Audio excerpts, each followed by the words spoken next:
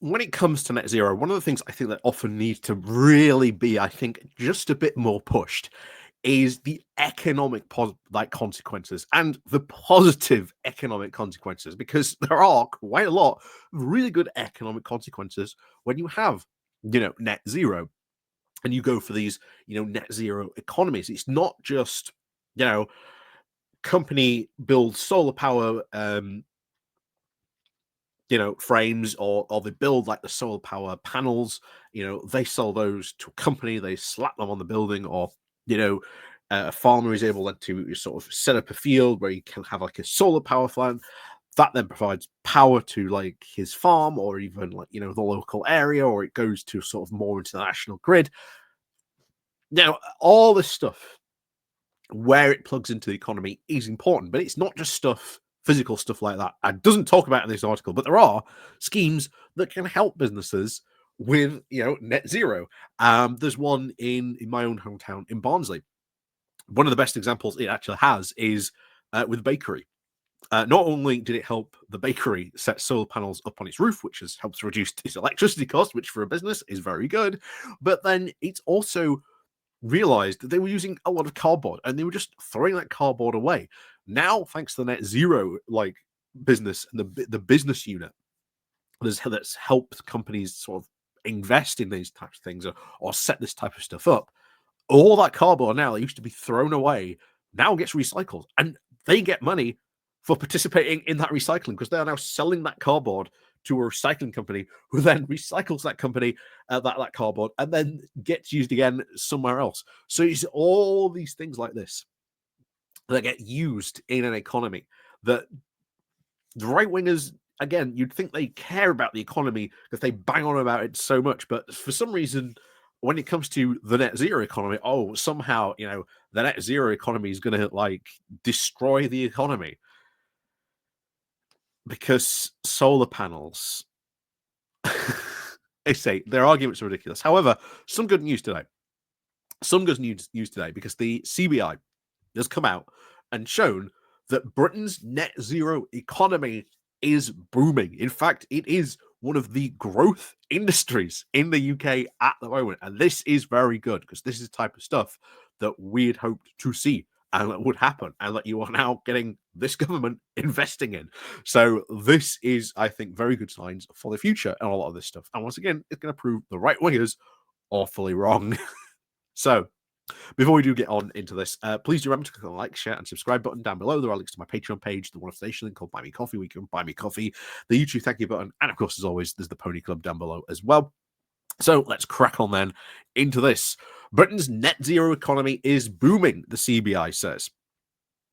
So the net zero sector is now growing 3 times faster than the overall UK economy, analysis have now found, providing high-wage jobs across the country while cutting down climate heating emissions and increasing our energy security. Again, ticks all boxes. It's providing high-paying jobs, cutting all our emissions, and increasing our energy security, which, given everything going on in Russia, etc., like that at the moment, that is good. That is very, very good indeed. So the net zero economy grew by 10% in 2024 and generated £83 billion in gross added value. And this is a measure of just how much value companies have now added through goods and services that they produce. The analysis by the Confederation of British Industry found that over 22,000 net zero businesses, from renewable energies to green finance, employ almost 1 million people now in full-time jobs. And the annual wage in that business went from 43,000 to £5,000 higher than the national average wage. So, once again, it's showing you there is a need for these things. People want to buy these stuff, and guess what? It's doing it. And when you've got the CBI turning around and saying, actually, look how good the growth is in this sector. Look how good it is on here. This is the stuff that we need to really go in on here. So the analysis, of course, showed the economic growth and the climate action go together. And this report's authors have now improved lives and livelihoods. The Chancellor, Rachel Reeves, was criticised back in January for suggesting that economic growth was more important than net zero. But she said more recently, there is no trade off between the economic growth and net zero. Quite the opposite. Net zero is the industrial growth opportunity of the 21st century. Yes. We've been saying this so much. If we invest in this stuff, this is the next big industrial revolution, the green industries. If we go this way, if we go into net zero and we invest in these companies, economic growth and the environment does not have to be a trade-off. Because if you invest in these green industries, which will, guess what, give you economic growth, as we've seen here, the economy in the net zero grew by 10%. That is good. That is incredibly good for this. And then guess what? You can even have a go into Nigel Farage, because Nigel Farage, big bugbear next to immigration is net zero stuff. So these figures contradict claims by Nigel Farage's Reform UK, saying that net zero is crippling our economy. It has, of course, promised to scrap the net zero stuff, and the Conservative Party, which put the 2050 net zero emissions target into law back in 2019, and now says it leaves us economically worse off. And its new leader, Kimmy Badenoch, has called it a mistake. However, CBI's chief economist said, it is very clear that you cannot have growth without green. 2025 is the year when the rubber really hits the road, where the inaction and indisputability is now costlier than the action. We are now approaching a very critical point of no return for energy security and emission reduction. It is fantastic to see the growing strength of the net zero economy in the UK, that we really need to continue to see that ambition. So not only, again, it's not crippling our economy, it's not stupid, doesn't leave us worse off. And here's the thing, I can guarantee you in a couple of years' time, the net zero industries will have grown even more and added to the UK economy. So you should be going back and going, well, you said all this stuff, wasn't it? This crippling our economy. Look how much investing in green industries has driven the growth of the UK economy.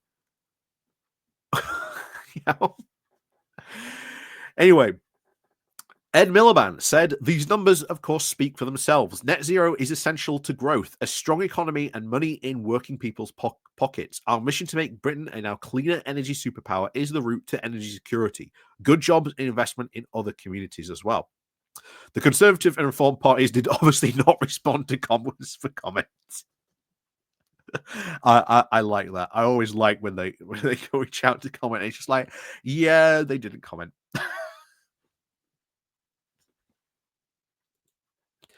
Always good to see stuff like that happen. But yeah, this is the type of stuff we want to see more investment in, more stuff doing, because guess what? When you invest in this type of stuff, it works.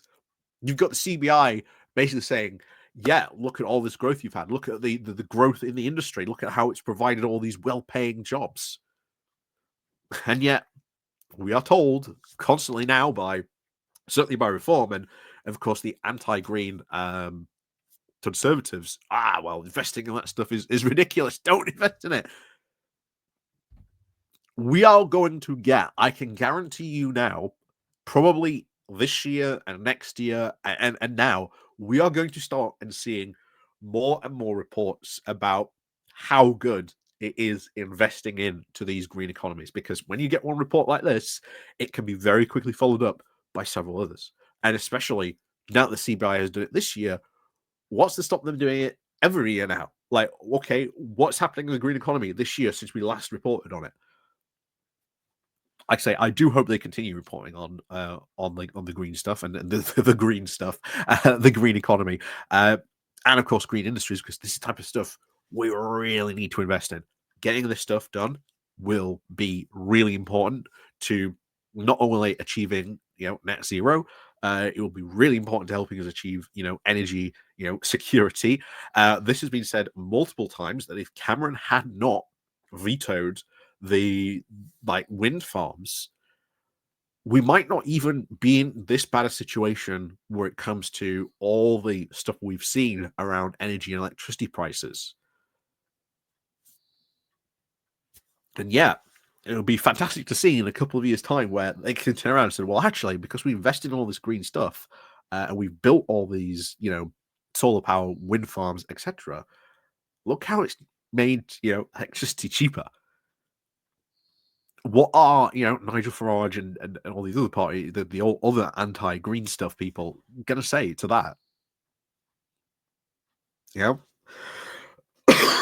But as always, like I say, let me know what you think down below. Like I say, that is, I think, very, very good news. This is the type of stuff I want to see done more of, and of course, invested in more of, and it's something our government should be providing into as well. In fact, this is where I would really like to see subsidies started to sort of see and offered to these industries. I know they already do have subsidies, but we should be looking at, okay, well, how can we encourage more of this stuff? That's the type of stuff and conversations we have been seeing, and Miliband, for example, been having quite a lot of. So, as always, thank you very much for watching, and of course, as always, we'll see you all next time.